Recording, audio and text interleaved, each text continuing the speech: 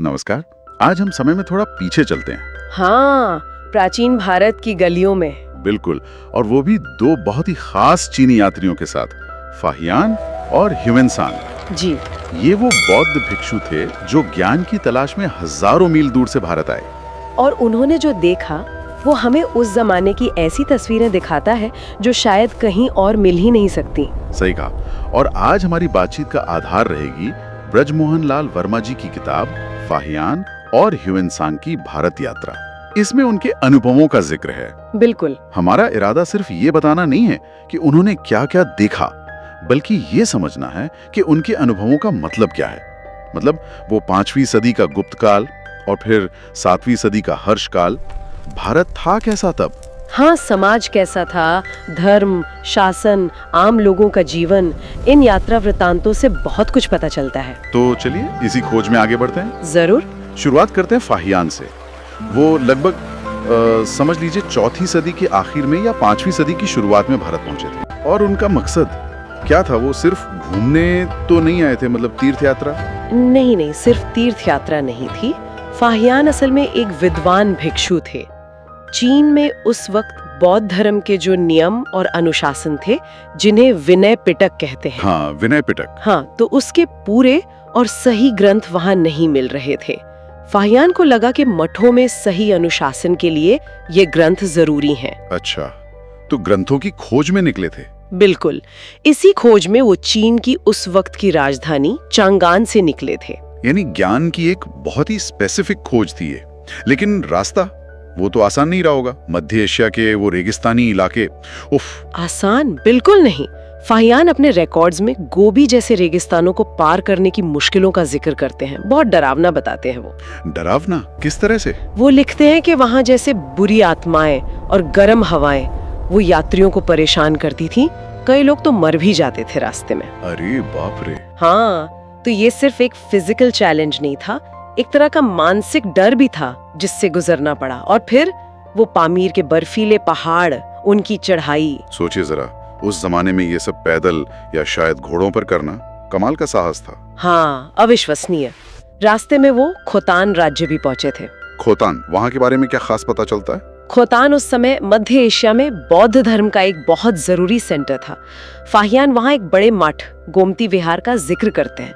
बताते हैं कि हजारों भिक्षु रहते थे वहाँ। हजारों? और दिलचस्प बात यह है कि वहाँ बौद्ध धर्म की दोनों बड़ी शाखाएं थीं, हीनयान और महायान, और दोनों के मानने वाले आराम से, शांति से साथ रहते थे। अच्छा, हीनयान और महायान, इनमें मोटा मोटा क्या फर्क है, संक्षेप में बता सकती हैं? देखिए, मोटे तौर पर कहें तो हीनयान, जिसे अब थेरवाद भी कहते हैं, वो बुद्ध की जो मूल शिक्षाएं थीं और व्यक्तिगत मोक्ष या निर्वाण पर ज्यादा जोर देता है। ठीक है। जबकि महायान में बोधिसत्वों का कॉन्सेप्ट ज्यादा अहम है। मतलब वो लोग जो बुद्धत्व पा चुके हैं पर दूसरों की मदद के लिए दुनिया में रहते हैं। उनकी पूजा और सभी का कल्याण, ये महायान का आदर्श है। समझ गया। तो खोतान में दोनों का साथ रहना ये उस इलाके की धार्मिक सहिष्णुता दिखाता है। हाँ बिल्कुल। और वहाँ एक सालाना रथ यात्रा महोत्सव का भी जिक्र है। हाँ, मैंने भी पढ़ा है। क्या था वो? फाहियान ने बड़ा अच्छा वर्णन किया है उसका। 14 बड़े सजे हुए रथ होते थे, उन पर बुद्ध और बोधिसत्वों की मूर्तियां रखी जाती थी। 14 रथ? हाँ, और ये यात्रा पूरे 14 दिन चलती थी। राजा, रानी, आम लोग सब शामिल होते थे। इससे पता चलता है कि बौद्ध धर्म सिर्फ मठों में ही नहीं था, बल्कि आम लोगों की जिंदगी और राजकाज के उत्सवों का भी हिस्सा था। ये तो बड़ी बात है। खैर, इन सब अनुभवों के बाद फाहियान आखिरकार भारत पहुंचे, जिसे वो मध्य देश कहते हैं। जी, मध्य देश। ये गुप्त सम्राट चंद्रगुप्त द्वितीय विक्रमादित्य का जमाना था। यहाँ आके कैसा लगा उन्हें, क्या असर पड़ा? फाहियान भारत की हालत देखकर बहुत इम्प्रेस हुए।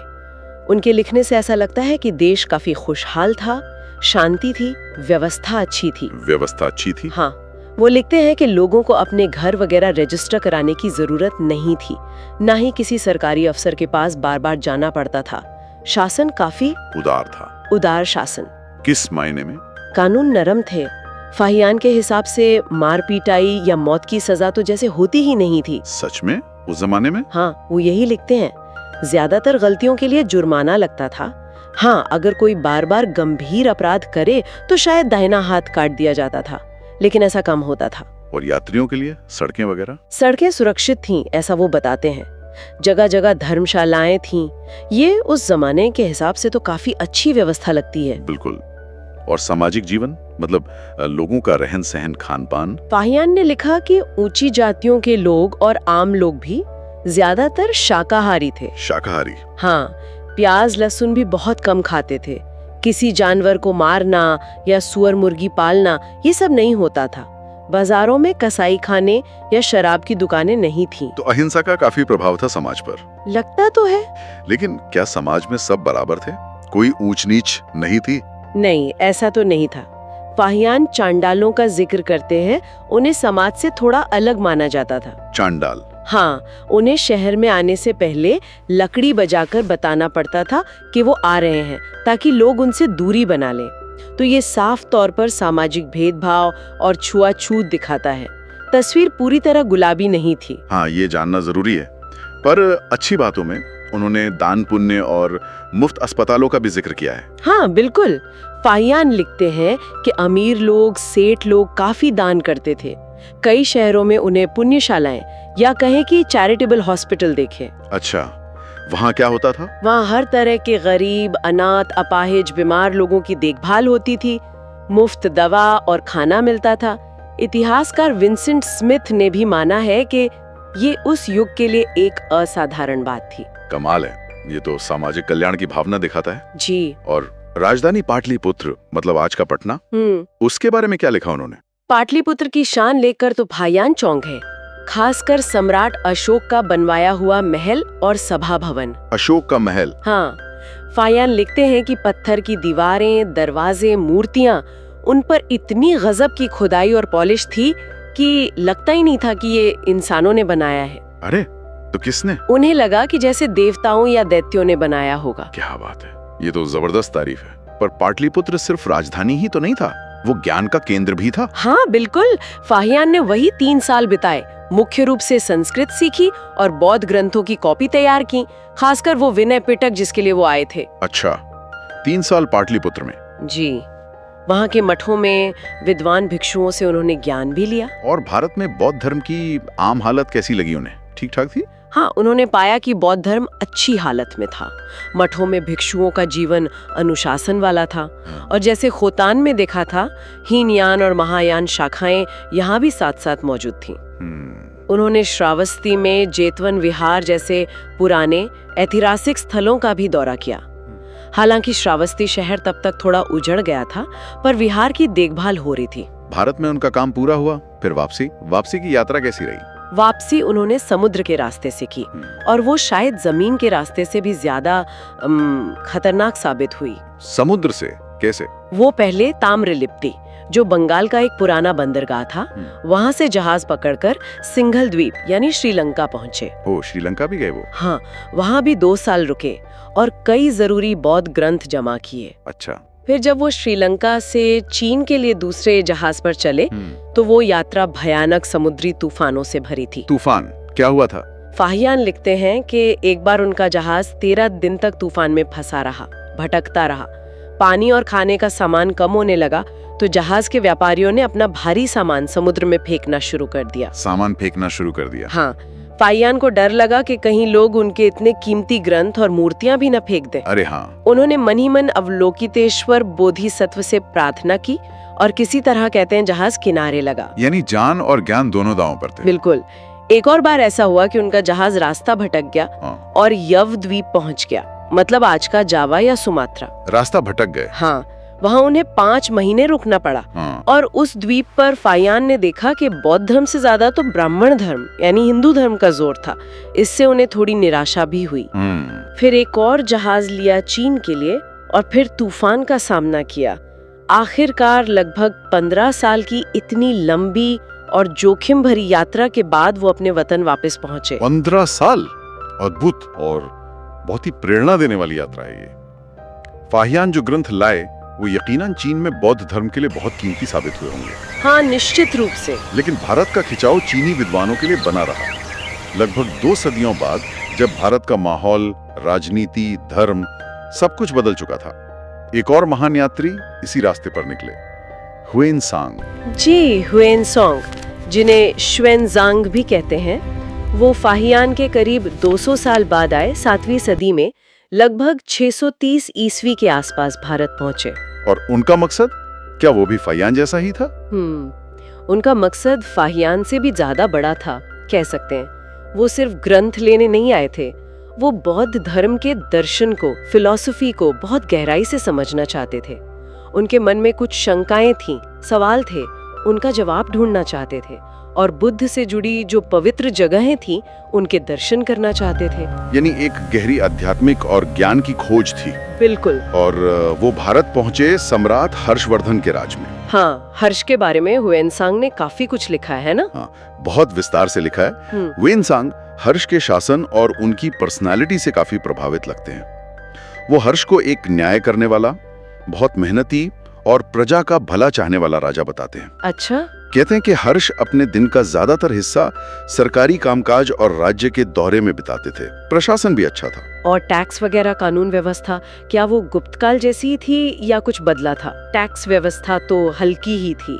उपज का छठा हिस्सा ही टैक्स के रूप में लिया जाता था। सरकारी अफसरों को सैलरी कैश में नहीं, बल्कि अक्सर जमीन दे दी जाती थी। बेगार मतलब जबरदस्ती काम कराने की प्रथा नहीं थी, लेकिन कानून व्यवस्था फाहियान के समय से ज्यादा कठोर हो गई थी। कठोर किस तरह से? हुएनसांग बताते हैं कि अगर कोई राजद्रोह जैसा बड़ा अपराध करे तो उसे उम्र कैद दी जाती थी। उम्र कैद? हाँ, और अगर कोई सामाजिक या नैतिक अपराध करे या माँ बाप की बेइज्जती करे तो उसे देश निकाला दे दिया जाता था। देश निकाला? जी। और चोरी डकैती जैसे अपराधों के लिए अंग भंग, यानी हाथ, पैर, नाक या कान काटना, ऐसे शारीरिक दंड दिए जाते थे। ओह, ये तो फाहियान के जमाने से काफी अलग है। हाँ, मौत की सजा अब भी कम ही थी, पर शारीरिक दंड गुप्तकाल से ज्यादा हो गए थे। तो इसका क्या मतलब निकालें? क्या समाज में अपराध बढ़ गए थे या सजा देने का तरीका ही बदल गया था? ये कहना थोड़ा मुश्किल है। हो सकता है दोनों बातें हों। हुएनसांग के अपने अनुभव भी हैं। यात्रा मार्ग हमेशा सुरक्षित नहीं थे। उन्हें खुद भी खतरा हुआ। हाँ, उन्हें खुद कई बार डाकुओं का सामना करना पड़ा। एक बार तो कमाल ही हो गया।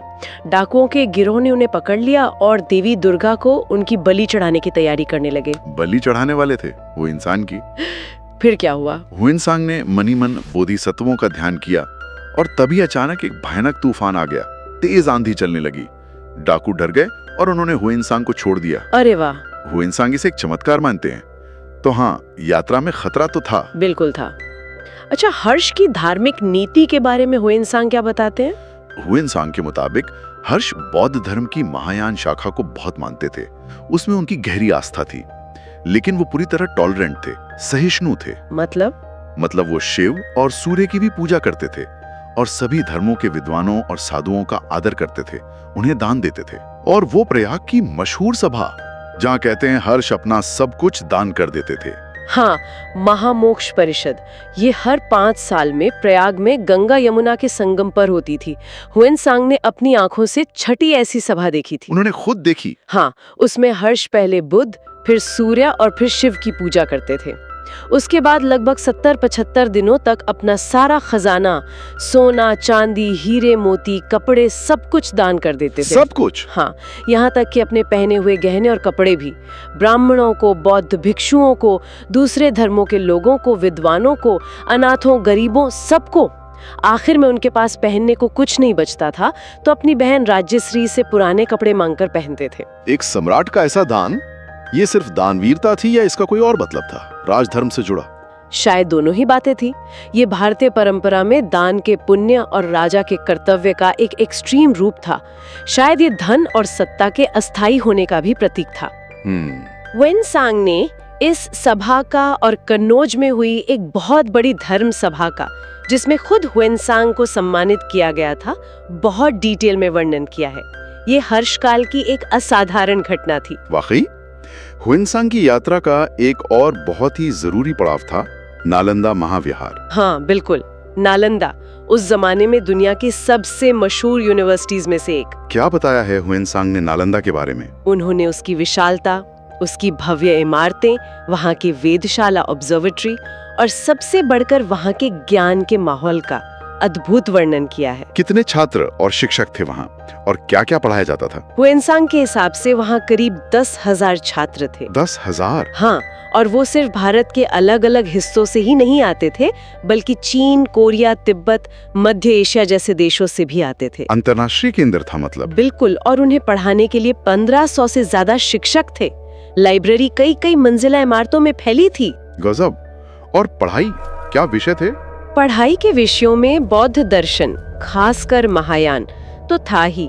उसके अलावा वेद, हेतु विद्या यानी लॉजिक, शब्द विद्या यानी ग्रामर, चिकित्सा विद्या यानी मेडिसिन और यहाँ तक कि सांख्य दर्शन जैसे विषय भी शामिल थे। बाप रे, यानी एक मल्टीडिसिप्लिनरी यूनिवर्सिटी।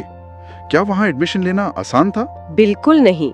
हुएनसांग लिखते हैं कि एडमिशन टेस्ट बहुत मुश्किल होता था। द्वार पंडित होते थे, मतलब गेट पर ही विद्वान बैठे होते थे। वो नए आने वालों से मुश्किल सवाल पूछते थे। 10 में से 7-8 तो फेल हो जाते थे। इतना मुश्किल? हाँ, और अनुशासन भी बहुत सख्त था। और हुएनसांग ने खुद वहाँ पढ़ाई की? जी हाँ, उन्होंने कई साल नालंदा में बिताए। वहाँ के जो कुलपति थे, महान विद्वान शीलभद्र, उनसे उन्होंने योग शास्त्र का गहरा अध्ययन किया। योग शास्त्र का मतलब यहाँ शायद योगाचार बौद्ध दर्शन से है। अच्छा। और बाद में उन्होंने नालंदा में पढ़ाया भी। नालंदा वाकई उस जमाने के भारत की बौद्धिक ऊंचाई का प्रतीक था। हुएनसांग के समय बौद्ध धर्म की हालत फाहियान के समय से कितनी अलग थी? क्या फर्क आया था इन 200 सालों में? मुख्य फर्क तो ये था कि अब महायान शाखा का असर बहुत ज्यादा बढ़ गया था, खासकर उत्तर भारत में। नालंदा खुद महायान का बहुत बड़ा केंद्र था। मूर्ति पूजा, बुद्ध और बोधिसत्वों के अवशेषों की पूजा, इसका चलन भी फाहियान के समय से काफी ज्यादा हो गया था। हुएनसांग ने कई ऐसे स्तूपों और विहारों का जिक्र किया है जहां ऐसी पूजा होती थी। अवशेष पूजा, इससे जुड़ी कोई खास कहानी जो हुएनसांग ने बताई हो? हाँ, रामग्राम स्तूप की कहानी। वो बहुत अजीब है। रामग्राम स्तूप? हाँ, कहते हैं कि इस स्तूप में बुद्ध के शरीर के अवशेष यानी अस्थि भस्म का एक ओरिजिनल हिस्सा रखा था। सम्राट अशोक ने बाकी सभी ओरिजिनल स्तूप खुलवाकर अवशेष निकलवाए थे ताकि वो उन्हें अपने बनवाए 84,000 स्तूपों में रखवा सकें। हाँ, ये तो सुना है। लेकिन जब अशोक रामग्राम पहुंचे तो कहते हैं कि वहां के रक्षक नागों ने उन्हें स्तूप खोलने ही नहीं दिया और अशोक को खाली हाथ लौटना पड़ा। नागों ने रक्षा की? अच्छा, और उसके बाद? समय के साथ वो जगह थोड़ी सुनसान हो गई, लेकिन हुएनसांग ने जो देखा या सुना वो और भी हैरान करने वाला है। क्या? वो लिखते हैं कि पास के जंगल से जंगली हाथियों का एक झुंड रोज वहां आता था। हाथी? हाँ, वो हाथी अपनी सूंड में पानी और फूल लाते, स्तूप को धोते, पूजा करते और फिर चुपचाप चले जाते थे। हाथियों द्वारा स्तूप की पूजा? ये कैसे हो सकता है? ये तो अविश्वसनीय लगता है। हाँ, सुनने में तो अविश्वसनीय ही है। इतिहासकार इसे अक्सर वहाँ की कोई स्थानीय कहानी या एक सिंबॉलिक बात मानते हैं, लेकिन हुएनसांग ने इसे लिखा है। ये कम से कम उस जगह के प्रति गहरे सम्मान और पवित्रता की भावना तो जरूर दिखाता है, चाहे वो इंसानों की हो या हाथियों की। वाकई अद्भुत कहानी है। हुएनसांग ने तो अपने 15 साल के भारत प्रवास में कश्मीर से असम और दक्षिण भारत तक बहुत सारी जगहों की यात्रा की होगी। हाँ बिल्कुल, और वहाँ के समाज, रीति रिवाज, शहर, लोगों का स्वभाव, इन सब का बहुत डिटेल में वर्णन छोड़ा है। और फिर वो वापस चीन लौटे? जी, लगभग 645 ईस्वी में, और वो अपने साथ एक बहुत बड़ी ज्ञान की संपदा लेकर लौटे। कहते हैं कि घोड़ों पर लादकर 657 बौद्ध ग्रंथ, बुद्ध की 150 मूर्तियां और कई पवित्र अवशेष ले गए थे। इतनी सारी चीजें? हाँ, और फिर उन्होंने अपनी बाकी जिंदगी इन ग्रंथों का संस्कृत से चीनी भाषा में अनुवाद करने में लगा दी। इससे चीन और पूरे पूर्वी एशिया में बौद्ध धर्म के फैलने पर बहुत गहरा असर पड़ा। तो अब अगर हम इन दोनों महान यात्रियों को देखें, फाहियान 5वीं सदी और हुएनसांग 7वीं सदी, उनके अनुभवों को साथ रखकर देखें तो इन लगभग 200 सालों में भारत में क्या बड़े बदलाव नजर आते हैं? कई लेवल पर बदलाव देखते हैं। राजनीतिक तौर पर देखें तो फाहियान ने एक बड़ा, एकजुट और ज्यादा शांति वाला गुप्त साम्राज्य देखा था, जहां कानून भी नरम थे। हाँ। हुएनसांग के समय उत्तर भारत में हर्ष का शक्तिशाली राज्य तो था, पर शायद वो गुप्तों जैसी स्थिरता नहीं थी। कानून ज्यादा सख्त हो गए थे और जैसा हमने सुना, यात्रा भी थोड़ी ज्यादा सुरक्षित हो गई थी। सही। और धर्म के क्षेत्र में बौद्ध धर्म में महायान शाखा का दबदबा साफ तौर पर बढ़ गया था। फाहियान के समय जहां विनय पिटक जैसे नियम कानून वाले ग्रंथों पर जोर था, वहीं हुएनसांग के समय नालंदा जैसे महायान दर्शन के बड़े बड़े केंद्र अपने शिखर पर थे। मूर्ति पूजा और अवशेष पूजा भी ज्यादा होने लगी थी। हालांकि दोनों ने ही बौद्ध मठों और विहारों को ज्ञान और संस्कृति के जरूरी केंद्र के रूप में पाया। और सामाजिक स्तर पर क्या कुछ एक जैसा रहा या बदला? दोनों ने ही जाति व्यवस्था का जिक्र किया है। फाहियान ने तो चंडालों के साथ होने वाले भेदभाव के बारे में साफ साफ लिखा है। दान देने की परंपरा वो दोनों के समय में मजबूत थी। हाँ, दानशीलता। खान पान में शायद थोड़ी ढील आई हो, क्योंकि फाहियान जहां लगभग सभी के शाकाहारी होने की बात करते हैं, वहीं हुएनसांग अलग अलग वर्गों के खान पान का ज्यादा मिला जुला वर्णन करते हैं। अच्छा, तो इन यात्रा वृत्तांतों का सबसे बड़ा महत्व क्या है हमारे लिए आज? इनकी क्या अहमियत है? देखिए, इनका ऐतिहासिक महत्व तो मतलब कमाल का है। ये हमें प्राचीन भारत के बारे में फर्स्ट हैंड जानकारी देते हैं, वो भी बाहरी लोगों के नजरिए से। हाँ, ये बात है, बाहरी नजर।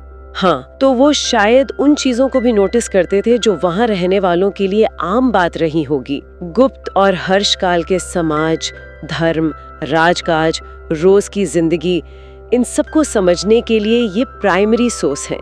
इनके बिना प्राचीन भारत का हमारा ज्ञान वाकई अधूरा होता। बिल्कुल। और ये सिर्फ भारत के इतिहास के लिए ही नहीं, बल्कि भारत और चीन के बीच जो सदियों पुराना सांस्कृतिक और बौद्धिक रिश्ता रहा है, उसके भी ये जीते जागते सबूत हैं। सही कहा। और सोचिए, ज्ञान की खोज में इन लोगों का जो समर्पण था, हजारों मील की यात्रा, अनजान देश, भाषा की दिक्कतें, बीमारियां, डाकुओं का डर, ये सब झेलना अविश्वसनीय है। बिल्कुल। फाहियान और हुएनसांग दोनों ने हमें प्राचीन भारत की दो अलग अलग लेकिन दोनों ही बहुत दिलचस्प झलकियां दी। एक तरफ गुप्त काल की वो शांत व्यवस्था और खुशहाली, तो दूसरी तरफ हर्ष काल की वो शानो शौकत, वो दानवीरता और नालंदा जैसी ज्ञान की ऊंचाइयां। उनके अनुभव हमें याद दिलाते हैं कि इतिहास सिर्फ राजाओं और लड़ाइयों की कहानी नहीं है। नहीं, ये ज्ञान की खोज, संस्कृतियों के मेल जोल और आम लोगों की आस्थाओं और उनकी जिंदगी की भी कहानी है। बिल्कुल सही। और अंत में शायद एक बात ये भी सोची जा सकती है कि इन यात्रियों ने ज्ञान के लिए इतनी मुश्किलें सही। आज हमारे पास ज्ञान बस एक क्लिक की दूरी पर है। इंटरनेट है, किताबें हैं, हाँ, सब कुछ उपलब्ध है। तो क्या हम उस ज्ञान के प्रति उतनी ही लगन, उतना ही सम्मान दिखा पाते हैं जितनी इन यात्रियों ने दिखाई थी?